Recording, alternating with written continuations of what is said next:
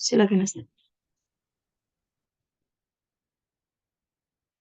Bismillahirrahmanirrahim. Alhamdulillah, wassalatu wassalamu ala Rasulillah wa ala alihi wa ashabihi wa mawalahu ba'du. Alhamdulillah, di pagi hari ini kita lanjutkan kembali kajian kita dari pembahasan Tauhid Al-Muyassar. Sekarang di halaman ke berapa?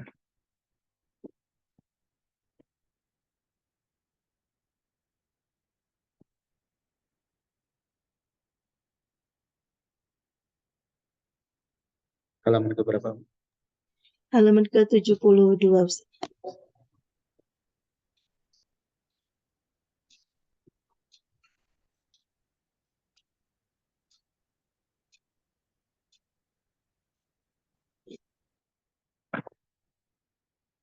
Baik. Halaman 72. Penulis mengatakan wafaqahullah, qawaidu muhimmatun fi babil asbabi. Kaidah-kaidah penting dalam bab asbab, bab menempuh usaha. Jadi kita ini diperintahkan untuk tawakal kepada Allah Subhanahu wa taala, tapi kita juga diperintahkan untuk menempuh atau melakukan upaya. Dan pernah disampaikan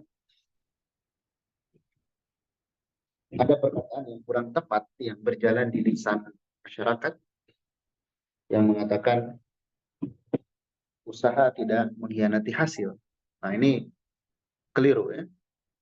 Karena yang namanya hasil itu di tangan Allah Subhanahu wa taala. Adapun usaha itu kewajiban kita.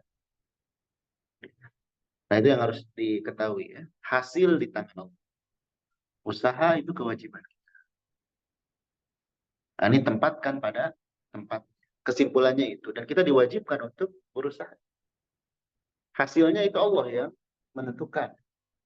Sehingga orang yang paham hakikat ini, dia tidak akan kecewa. Ya. Tidak akan juga putus asa. Karena misalkan dia menghadapi hal yang besar, tapi bekalnya sedikit. Dia akan berpikir yang penting saya melakukan sebab. Allah nanti yang menolong. Itu bisa. Seperti dalam perang misalkan. Kam min fi'atin qalilah ghalabat fi'atan katsirah. Betapa banyak kelompok kecil mengalahkan kelompok yang besar dengan izin Allah. Nah, itu yang penting kita usaha dulu. Atau jangan pede, wah ini pasukannya banyak, pasti menang. Ternyata kalah. Atau dalam hal yang lain. Dan ini hal-hal yang baik. Kita jangan berpikir, jangan pernah putus asa. Contoh ya, seorang itu pengen haji atau pengen umroh. Kalau lihat zahir, dia mampu nabung itu sebulan misalkan 300.000 atau 100.000. Sementara biaya haji dan umroh itu berapa puluh juta atau berapa ratus juta. Mungkin kalau dia nabung dengan 100.000 sebulan, terwujudnya mungkin entah kapan. Tapi kalau dia meyakini yang penting saya nabung dulu, Allah mudah berikan jalan dari cara yang lain. Itu pernah dirasakan oleh banyak orang dan berhasil. Dia niatnya kuat, ingin haji, ingin umroh. Dia nabung 100.000, 200.000. Kalau lihat dari sisi tabungannya, mungkin baru dapat 1 juta atau 2 juta. Tapi yang sisanya itu Allah berikan jalan kemudahan. Ya. Banyak juga ya, saya banyak duit nih. Tapi niatnya kurang, akhirnya habis. Duit habis, berangkat haji atau umroh nggak jadi. Jadi di sini pentingnya kita menempatkan hasil dan proses itu yang benar. Proses itu wilayah perintah. Allah memerintahkan kita berproses. Seperti belajar, menghafal, Kita tidak diwajibkan untuk pintar, tapi untuk belajar. Dan kalau sudah berilmu, terpujilah kita. Ini harus dipahami. Baik, yang pertama, i'timadul fa'il lil asbabi, bergantungnya pelaku terhadap sebab, yajibu an yakuna 'ala Allah azza wajal. Hendaklah bergantungnya itu kepada Allah azza wajal. La 'ala sabab, bukan pada sebab nafsihi, zatnya. Di Allah azza wajal huwa, karena sungguhnya Allah azza wajal dialah yang musabbibuha, yang menjadikan sebab, wa mawjud, wa mawjuduha, wa mawjuduha, dan yang mewujudkannya. Allah yang menciptakan sebab, Allah juga yang mewujudkan. Jadi jangan bergantung kepada zat sebab ini. Saya bergantungnya kepada Allah. Tidak juga, saya berdoa aja biar terserah Allah. Salah itu juga. Tetap ada upaya. Ya, ada upaya. Terutama orang-orang yang sudah mendapatkan vonis tertentu. Dia divonis misalkan oleh seorang ahli akan meninggal atau usia dia tidak lebih dari setahun lagi. Nah itu kalau dia tawakal kepada Allah, tetap berusaha berobat. Jangan kemudian percuma berobat juga. Setahun lagi saya mati misalnya. Tidak seperti itu. Jadi kalau kita benar dalam memandangkan, ini membesarkan hati, buat hati kita optimis. Kemudian an ya'lama, hendaklah mengetahui anna tilkal asbab, sesungguhnya sebab-sebab itu murtabitatun biqada'illahi wa qadarihi, terikat dengan ketentuan Allah dan takdir.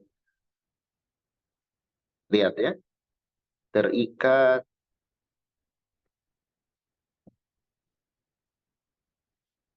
dengan takdir Allah. Dan perkara takdir itu ya kita nggak tahu sebelum kejadian. Makanya tugas kita mau berusaha. Makanya kalau orang sudah memahami ini, hidupnya tenang. Yang penting usaha dulu, usahanya yang benar. Hasil tawakal kepada Allah. Kadang gagal, dia tidak mau menempuh sebab yang lain, tidak belajar dari kegagalannya, tidak bertanya kepada orang yang ahli. Nah, ini pentingnya kita mengetahui hal-hal seperti ini.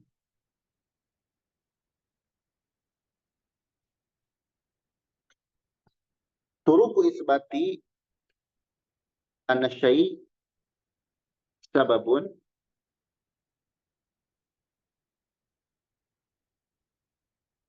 cara menetapkan bahwasanya sesuatu itu sebab, isnani, ada dua. Jadi cara kita tahu itu sebab, bukan. Ada dua cara.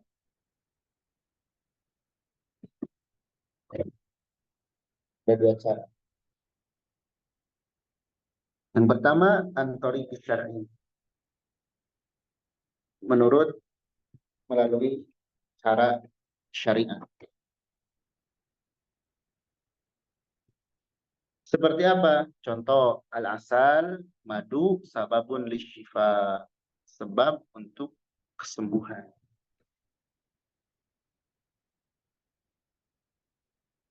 Madu, sebab untuk kesembuhan. Dalilnya, fihi syifa'un linnas. Pada madu itu terdapat obat bagi manusia. Nah, kalau sudah diketahui seperti ini, kita minum madu. Madu itu ada obatnya. Tapi ingat, wa idza maridtu fahuwa yashfin. Yang menyembuhkan itu Allah. Jangan bergantung kepada madunya. Cuman kita boleh memakai madu untuk obat. Walaupun kadang sebagian orang nggak percaya madu itu obat. Padahal madu itu enak, manis, tidak terlalu mahal juga. Kadang hal-hal yang sudah jelas enak, orang nggak mau. Seperti orang mau surga. Tapi dia memilih jalan menuju neraka. Baik. Jadi melalui informasi dari syariat. Jadi kalau kita ingin tahu ini sebab mendapatkan sesuatu, oh, kata syariat seperti ini. Tempuh hal tersebut. Tapi ingat, walaupun menempuh hal tersebut, jangan bergantung kepada zatnya. Seperti ini, kita lagi sakit. Terus kita ingat, oh Allah menjelaskan madu itu obat. Kita minum madu, tidak bergantung kepada madunya, tapi kepada Allah. Ya. Baik. Yang kedua, antori kita jeribah wal qadar. Dengan cara percobaan dan penakaran. Dari hasil pengalaman, ya, istilahnya di sini. Seperti ya sebagian obat-obat herbal, misalkan, dan yang lainnya. Kemudian temuan-temuan, itu kan dari tajribah, percobaan pengalaman. Contoh, an-naru sababun lil ihram. Api bisa jadi sebab kebakaran.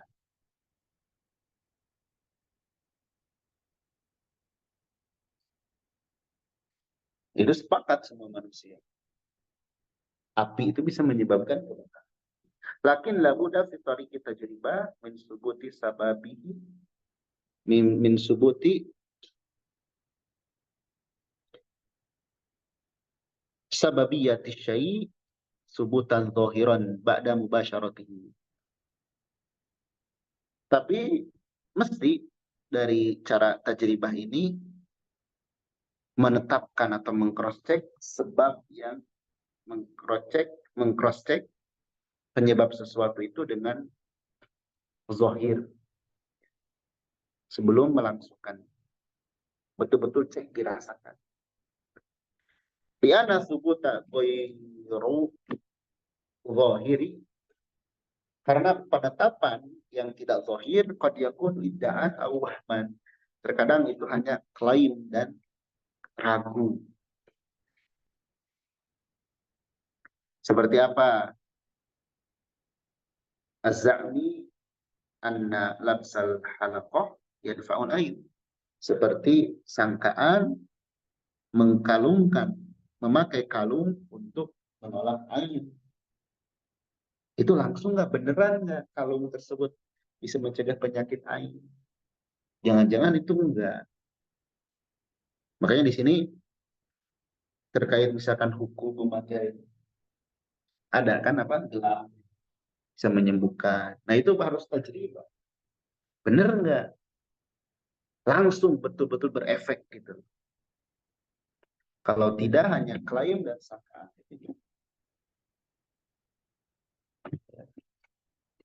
Jadi sebab tersebut memang secara tajribah pengalaman itu berhasil.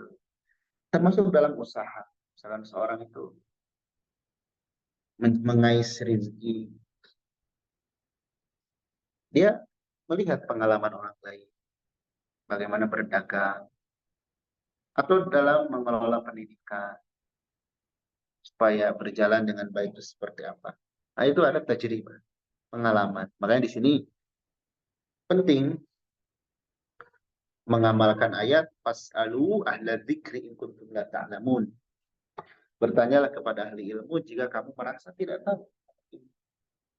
Perkara akhirat, perkara dunia, sama. Ya. Nah ini 3 kaidah dalam menentukan sebab dalam aspek kehidupan apapun. Baik, selanjutnya tentang at-tawassul, menjadikan pelatihan. Tarif definisinya menurut bahasa minal wasilah. Dari kata wasilah, sarana. Artinya sarana, pelantara. Wa ya fil asal, ya secara asal ma yatawassalu bihi ila syai' wa yutaqarrabu bihi. Apa-apa yang dijadikan pelantara kepada sesuatu dan yang dijadikan untuk mendekatkan kepada, dijadikan pelantara. Seperti kita mengirim barang atau mau ngomong dengan seseorang, tapi beda tempat, pakai HP, sehingga terasa dekat dan tersampaikan ucapan kita. Nah, itu pelantara yang bisa kita menyambungkan, menghubungkan dengan perkara yang lain dan jadi lebih dekat. Istilahan ya ittikhadus sababin masyru'in, menjadikan sebab yang disyariatkan, yuqarribu ilallah ta'ala, yang bisa mendekatkan kepada Allah. Contohnya apa? Ibadah. Kalau kita dekat dengan ibadah, kalau kita ingin dekat dengan Allah, kata Nabi, tidak ada sesuatu yang Allah cintai ya dari seseorang yang ingin dekat dengan Allah kecuali dia mengamalkan sesuatu yang wajib. Jadi melaksanakan ibadah-ibadah yang wajib secara khusus atau melaksanakan ibadah secara umum merupakan cara yang bisa mendekatkan kita dengan Allah. Jadi kalau kita ingin tahu gimana sih caranya supaya dekat dengan Allah, mudah, laksanakan saja ibadah yang wajib. Di dalam ayat Al-Quran, Allah menyebutkan, ya ayyuhalladzina amanu taqullaha wabtaghu ilaihil wasilah. Hai orang-orang yang beriman, bertakwalah kepada Allah dan carilah wasilah. Sebagian orang salah paham. Cari wasilah di sini melalui patung, kuburan, para wali. Karena kalau kita langsung minta kepada Allah, katanya kita ini banyak dosa, nggak pantas. Kalau ini para wali sudah pasti dekat dengan Allah. Kita nitip kepada mereka. Nah itu enggak ya. Kita ingin dekat kepada Allah langsung dengan ibadah yang kita lakukan, dengan doa yang kita panjatkan. Terus keumuman manusia, makna dekat dengan Allah itu dikasih kekayaan, kemulusan, sebatas itu saja. Apakah itu? Enggak. Orang tanda dekat dengan Allah itu apa? Khusyuk dalam ibadah, mudah melakukan ketaatan, berusaha menghindarkan dari hal-hal yang Allah murkai. Itu tanda orang dekat dengan Allah. Dipikirnya mereka itu dekat dengan Allah itu segala sesuatu dikasih, terutama kekayaan. Makanya mesti yang dinilai itu bab itu. Wah ini beruntung, ini banyak duit. Karena dia rajin sholat. Nah, itu sempit pemikirannya seperti itu. Menyempitkan rahmat Allah Subhanahu wa Ta'ala. Sehingga nanti kesehatan, kemudian nikmat yang lain dia tidak angkat. Padahal kita ini luar biasa, dikasih nikmat itu banyak sekali. Banyak sekali nikmat yang Allah berikan kepada kita. Dari hal yang kecil sampai hal yang besar. Makanya selalu renungkan ya, tiap hari, tiap detik, tiap saat. Sumalatus aluna yumaidin aja. Akan ditanya pada hari kiamat tentang nikmat. Kita bisa melihat, bisa mendengar, dan sebagainya. Itu nanti akan ditanya oleh Allah. Baik. Jadi tawasul itu menjadikan sebab yang disyariatkan. Sebabnya harus disyariatkan untuk dekat dengan Allah. Dan tadi disebutkan sebab yang disyariatkan adalah melakukan ibadah. Nah itu sebab yang disyariatkan untuk mendekatkan diri kepada Allah adalah dengan melakukan ibadah. dengan melaksanakan ibadah, terutama yang wajib. Dan sekarang kadang seorang itu mengklaim ya dirinya dekat dengan Allah. Oh, dia pada dekat dengan Allah, makanya hidupnya tuh ya segalanya dikabulkan. Mesti ukurannya itu, ya. Itu keumuman manusia. Dan kita harus beda dengan pemikiran seperti itu, atau pahamkan orang lain bukan seperti itu cara berpikir.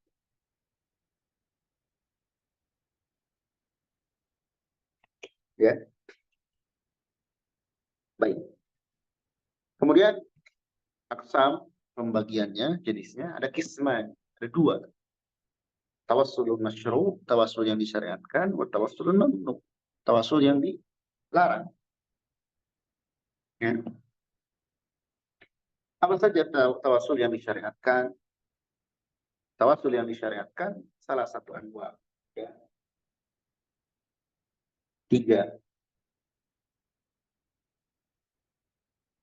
macam.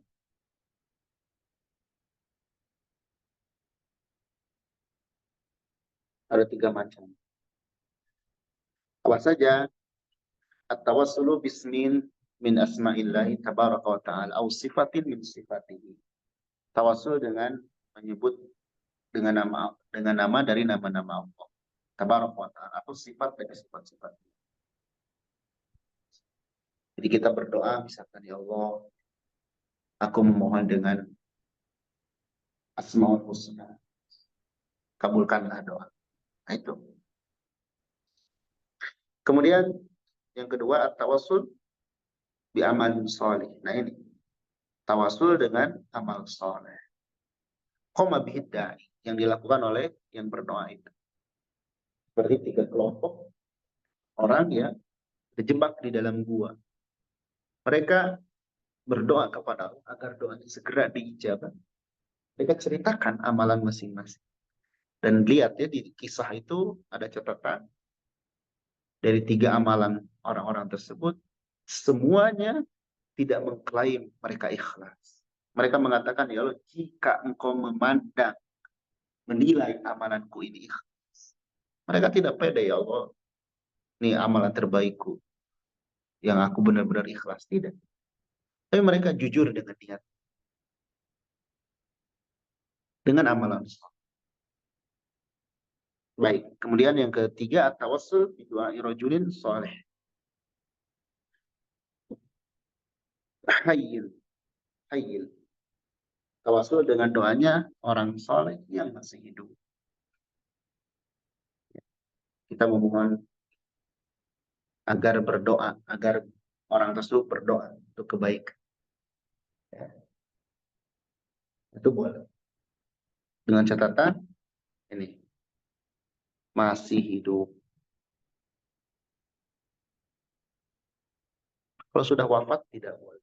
Dan ini yang justru banyak dilakukan. Mereka minta dengan orang-orang yang dianggap soleh, bahkan hanya sekedar dianggap. Padahal kita belum pernah menyaksikan orang tersebut. Sekedar asma'un sama itu buha. Nama-nama saja yang disebut. Ini wali, ini sunan, ini. Kita nggak tahu sepak terjang kehidupannya, akidahnya seperti apa. Yang dikenal apa di tengah-tengah masyarakat? Khurafatnya. Ya. Atau kita langsung berdoa kepada Allah. Ya Allah, minta di waktu-waktu yang saja. Karena kita tidak serius dalam. Baik. Kemudian tawassul al-mamnu, tawassul yang mamnu, terlarang. Bahwa tawassulu, yaitu tawassul bi ghairi salasah, selain perkara yang tiga yang al-madhkurati yang disebut bitawassul masyru' dalam tawassul.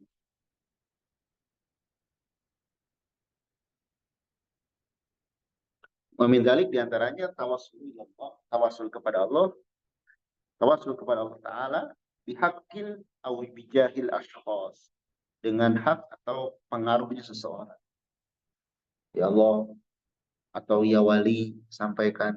Karena kita menganggap wali ini punya pengaruh di hadapan Allah.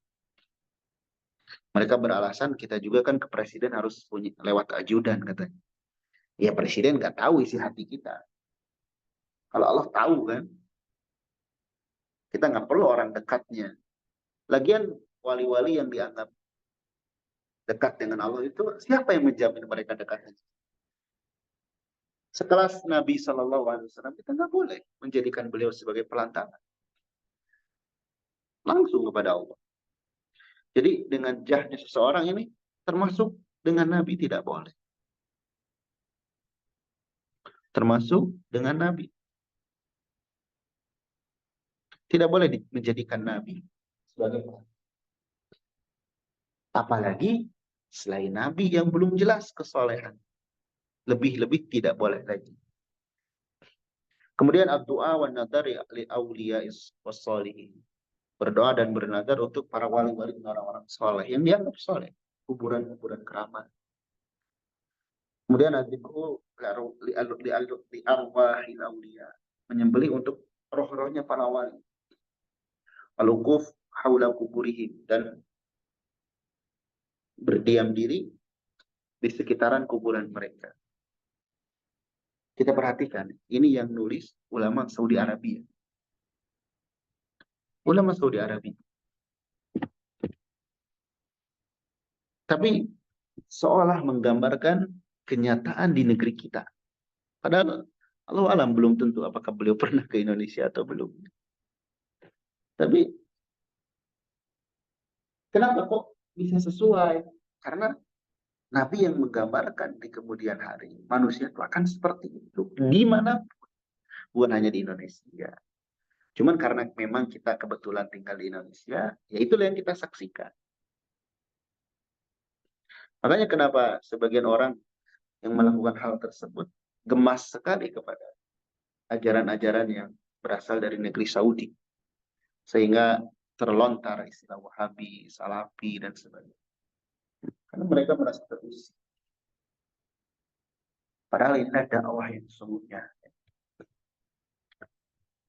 Baik, selesai tentang tawassul. Selanjutnya adzabul lighairi, menyembelih untuk selain Allah. Ini syirik. Tidak boleh kita mempersembahkan sembelihan untuk selain Allah, untuk jin, untuk penunggu arwah dan selain.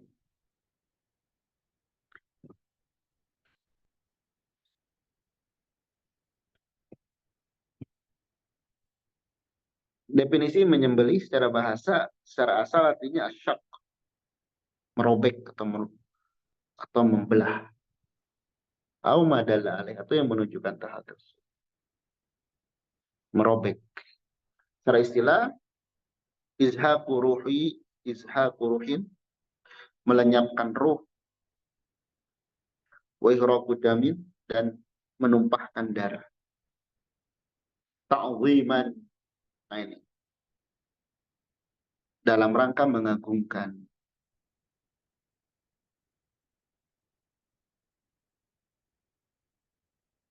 Wa taqarruban, dan mendekatkan diri bitariqatin makhsusah, dengan cara yang khusus.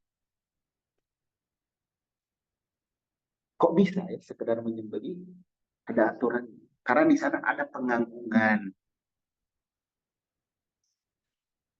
Kita mungkin menganggap menyembelih itu ya hal biasa, tapi Allah Allah itu menciptakan banyak syariat. Di antara syariat yang Allah ciptakan adalah syariat menyembelih. Karena itu merupakan syariat, niatnya harus benar, tata caranya harus benar. Ditujukannya harus benar. Kalau salah, bukan. Jadi kalau ditanya sakralnya apa sih menyembelih itu? Ya sakralnya itu syariat. Kalau sudah berhubungan dengan syariat, mau dia dianggap biasa atau bahkan kita menganggap itu hal yang tidak wajar. Kalau betul itu dari syariat, itu sakral. Itu sakral. Kadang orang tuh lebih menganggap sakral itu sebuah. Itu luar biasa, dijunjung tinggi. Tapi ketika berhadapan dengan syariat, banyak negosiasi. Baik, aqsamud dzabaih, macam-macam sembelihan. Ada 3 salah satu aqsam. Dzabaihu masyru'ah, sembelihan yang disyariatkan. Dzabaihu mubahah, sembelihan yang boleh. Dzabaihu syirkiyah, dan sembelihan yang syirik. Awalan yang pertama, dzabaihu masyru'ah, sembelihan yang disyariatkan. Seperti apa? Al-udhiyah, kurban. Dzabhun nudzur, idillah, menyembelih nadar untuk Allah. Dzabhul hadyi, menyembelih hadyu, orang yang melaksanakan manasik. Dzabhul fidyah, bil haji wal umrah, menyembelih fidyah atau dam haji dan umrah. Dzabhul aqiqah, anil maulud, menyembelih akikah karena kelahiran. Kemudian dzabhu shadaqatin, menyembelih sedekah yataqarrabu biha ilallah, yang mendekatkan diri dengannya kepada Allah. Misalkan ada tamu banyak nih, atau ada kunjungan, kita menyembelih kambing, niatnya sedekah buat tamu tersebut. Nah, ini boleh, syariat. Atau, nah ini lebih spesifik, adzibhu li ikramit dhuyuf, untuk memuliakan tamu. Nah, ini boleh, bahkan disyariatkan. Seperti kisah para tamu malaikat ketika berdatang ke rumah Nabi Ibrahim. Nabi Ibrahim menyajikan sapi yang gemuk. Nggak nanggung-nanggung ya. Menyajikan tamu itu dengan apa namanya, sapi, menyembelih sapi. Kita aja di sini yang hajat kadang jarang-jarang yang menyembelih sapi. Nah, ini hal yang baik. Baik. Itu menyembelih yang dinilai sesuai dengan syariat, disyariatkan. Ya. Ada juga adzabaih al-mubah, sembelihan yang hukumnya boleh-boleh saja dilakukan. Seperti apa? Dikhul jazal lil bai, sembelihannya tukang jagal untuk dijual. Tukang jagal menyembelih untuk dijual dagingnya. Kemudian adzibhulil akli, menyembelih untuk dikonsumsi sendiri. Nah, itu boleh. Tentunya ya binatangnya yang halal. Yang ketiga ada dzabaihu syirkiyah, penyembelihan yang syirik. Seperti apa? Adzibhulil asnam, untuk patung. Persembahkan untuk patung, untuk jin. Ya. Kemudian adzibhulil qubab wal masyahid wal kubur, untuk bangunan, monumen dan kuburan. Nah, itu nggak boleh. Dulu ada kan ya, orang yang masuk surga dan masuk neraka karena seekor lalat. Dia melewati sebuah tempat ritual persembahan kepada patung, boleh lewat dengan syarat harus mempersembahkan, kalau nggak dibunuh. Ada 2 orang, yang satu ingin selamat, nggak apa-apa lah, yang kata panitianya sok aja walaupun dengan lalat. Yang satu nggak mau, mending dibunuh. Ya, akhirnya yang mempertahankan akidahnya, tidak mau mempersembahkan walau seekor lalat, itu yang masuk surga, dan yang mempersembahkan walau seekor lalat dia masuk neraka. Lihat, seekor lalat, apa sih harga lalat? Bahkan nggak ada nilai ya, kita jijik terhadap lalat. Tapi niat si penyembelih untuk mempersembahkan, mengagungkan jin dan patung itu yang menjadikan dia masuk neraka. Hati-hati. Kemudian menyembelih sebelum menempati rumah yang baru. Biqasdil hijab anil jin, dengan maksud sebagai penghalang dari jin. Nah, ini ada ya, di rumah baru ini harus membeli kambing hitam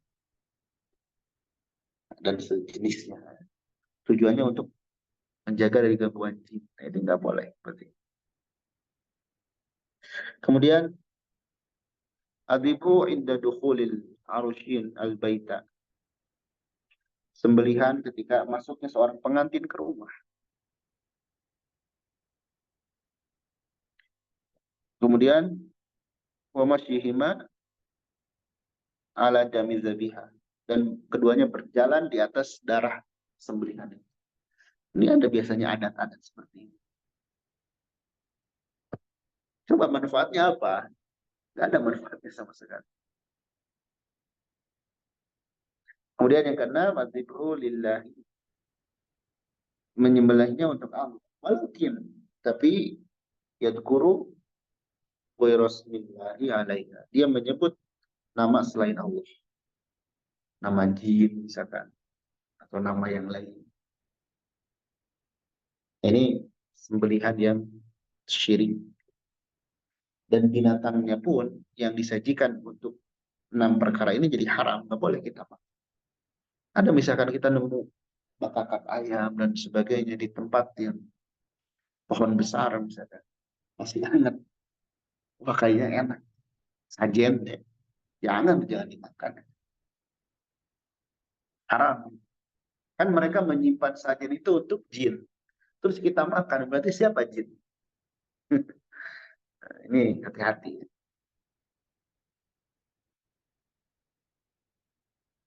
Baik. Kemudian al-khulasoh, kesimpulan, adzabhu ibadatun lillah. Menyembelih itu merupakan ibadah kepada Allah. La yajuzu sarfuha, tidak boleh menunjukkannya, memalingkannya di ghairillah, kepada selain Allah. Tidak boleh. Dalilnya firman Allah Ta'ala, Qul, katakanlah, inna salati, sungguhnya salatku, wa nusuki, dan sembelihanku, wa mahyaya, hidupku, wa mamati, dan matiku, lillahi rabbil alamin. Untuk Allah Rabbul Alamin. Adzibu li ghairillah, menyembelih untuk selain Allah, yu'tabar syirkan akbar. Dianggap syirik besar. Dianggap syirik besar. Dinilai sebagai syirik besar. Ya.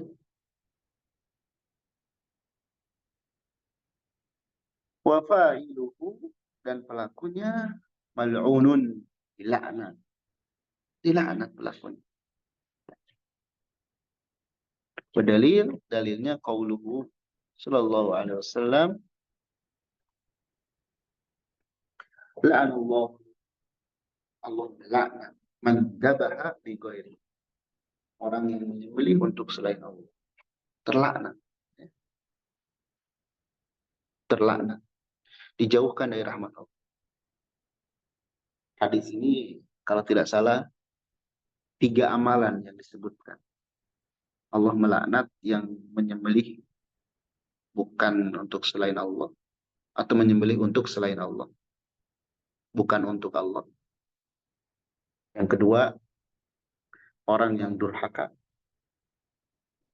Dan yang ketiga, orang yang memindahkan batas tanah. Terlaknat 3 orang. Terlaknat 3 orang.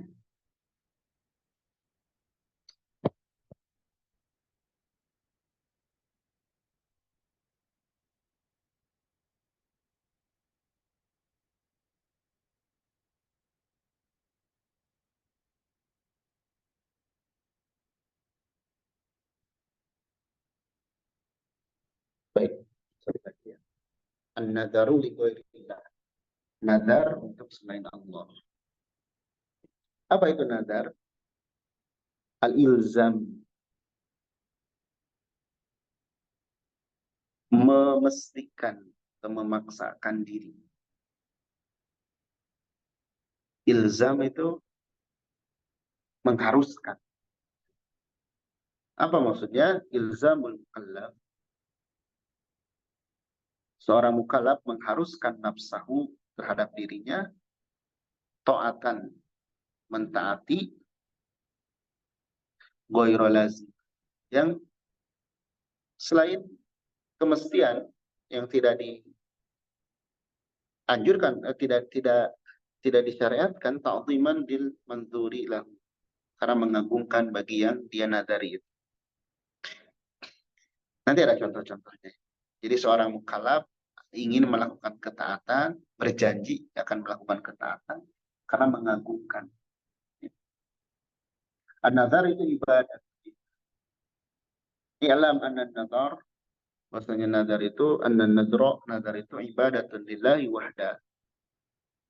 La tusarrafu li ghairihi. Tidak boleh dipalingkan kepada selain Allah. Wa man sarafaha li ghairihi, dan barang siapa yang memalingkannya, menunjukkannya untuk selain Allah, faqad asyraka syirkan akbar. Maka dia telah berbuat syirik dengan syirik besar. Allah Ta'ala berfirman, yufuna bin nadri. Mereka memenuhi nadar mereka. Wa man nadar li ghairillah fala yajuzu lahu lafa bihi. Dan barang siapa yang nadar untuk selain Allah, tidak boleh dia menunaikannya. Kalau saya bernadar untuk ini, saya akan menyembelih untuk patung, misalnya. Saya akan menyembelih untuk jin di rumah ini. Nah, itu nggak boleh. Ya. Mata yang punun nadar syirkan. Kapan nadar itu menjadi syirik? Idza alzamal insanu nafsahu. Jika seorang manusia itu mengharuskan dirinya syai'an, sesuatu li ghairillah, untuk selain Allah, ta'ziman wa taqarruban, mengagungkan dan mendekatkan. Wa min dzalika masalan, contohnya kan yaqula, seperti dia berkata, in syafallahu maridi, seandainya Allah menyembuhkan sakitku, fali qabril wali fulan kada minal ghanam awil man, maka untuk kuburan wali akan sembelih kambing atau harta tertentu. Nah ini, kalau saya sembuh, saya akan menyembelih kambing untuk kuburan wali ini. Nggak boleh dilakuin. Dia berharap dengan janjinya itu kesembuhannya segera. Biasanya nadar itu gitu kan. Dia berharap yang dia cita-citakan itu segera terwujud.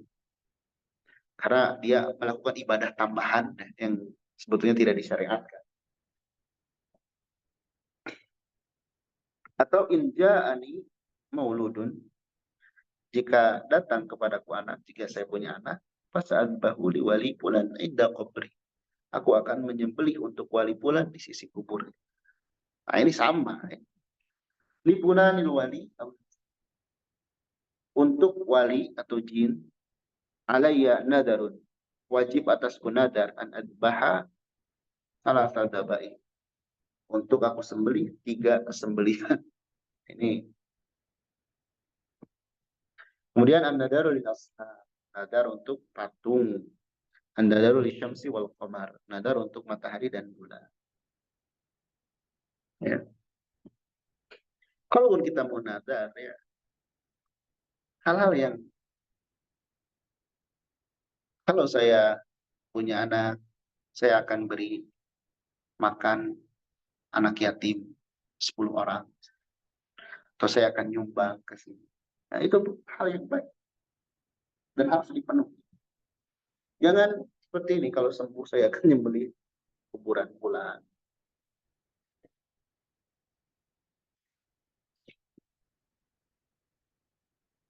Baik, anak kira cukup ya. Sudah kita bahas beberapa pembahasan.